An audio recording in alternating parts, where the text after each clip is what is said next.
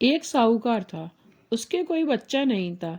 एक दिन मैं सुबह के समय घर के बाहर गया तो उसने देखा एक किसान खेत में दाना डालने जा रहा था। साहूकार को देखते ही वह किसान वापस लौट गया और बोला कि आज तो शगुन अच्छा नहीं हुआ। जब साहूकार ने यह सुना तो उसका मुंह उतर गया। घर आने पर उसकी पत्नी से पूछा कि आज क्या बात है। साहूकार ने सारी बात बताई। तब पत्नी बोली, आज चिड़िया आई तो वे भी बोले बच्चे नहीं है तो दाना कहाँ से मिलेगा, कहकर उड़ गईं। साहूकार को बहुत क्रोध आया। उस दिन से वह सूरज भगवान की आराधना करने लगा। 12 वर्ष बीत गए। तब सूरज भगवान ने सोचा कि यदि भक्त की पुकार नहीं सुनी तो भगवान को कोई नहीं मानेगा। सूरज भगवान को दया आई। प्रकट होकर बोले, साहूकार, तेरे नसीब में बच्चा नहीं है, पर मेरे आशीर्वाद से तेरे घर एक कन्या जन्म लेगी। 9वें महीने उसके घर में एक कन्या ने जन्म लिया। जब नायन नहलाने आती तो कन्या हंसती मुस्कुराती। कन्या के मुस्कुराने से हीरे मोती गिरते। उन हीरे मोती को नायन लेकर चली जाती। 1.25 महीना बीत गया।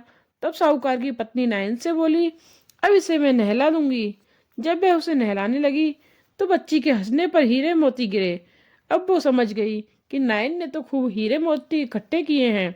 जब लड़की बड़ी हुई तो माँ बाप ने सोचा घर में धन तो बहुत है, घर जमाई रख लेते हैं। उन्होंने एक गरीब लड़का ढूंढा और उसके साथ अपनी लड़की का विवाह कर दिया।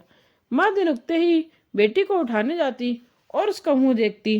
तब लड़की का पति बोला, अपने बीच में सुबह सुबह माँ का क्या काम। तब लड़की बोली, माँ का नियम है कि वे सुबह होते ही मेरा मुंह देखती हैं।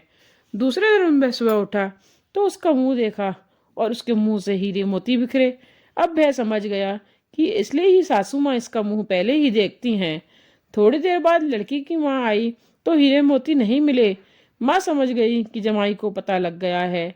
माँ के मन में कपट आ गया। उसने एक आदमी को जमाई को जान से मारने के लिए भेज दिया। आदमी ने जमाई को मार दिया और उसका सिर सासू को लाकर दे दिया। सूरज भगवान ने देखा कि हमारी दी हुई कन्या का पति मार दिया गया है। सूरज भगवान ने मनुष्य रूप में भिक्षा मांगने आए और उस कन्या के पति के सिर पर हाथ रखकर चले गए। उन्होंने उसके अंग जोड़कर अमृत का छींटा दिया। तब उसका पति उठकर बैठ गया। घर गया तो बेटी ने पूछा, पौष रविवार व्रत का मेरा नियम है कि दिन अस्त हुए के बाद खाना नहीं खाना, फिर भी आपने इतनी देर क्यों कर दी। तब वह बोला, मुझे मारने के लिए तेरी माँ ने आदमी भेजा था और सारी कहानी उसे बता दी। तब बेटी बोली, अब हम यहाँ नहीं रहेंगे। जो माँ मेरा सुहाग छीन ले वो किस काम की। बेटी अपनी पति के साथ अलग घर में रहने लगी। उसके घर में सुख समृद्धि हो गई और उसकी माँ के घर में धीरे धीरे दरिद्रता आ गई। जैसे सूरज भगवान बेटी पर प्रसन्न हुए वैसे ही सब पर प्रसन्न रहना।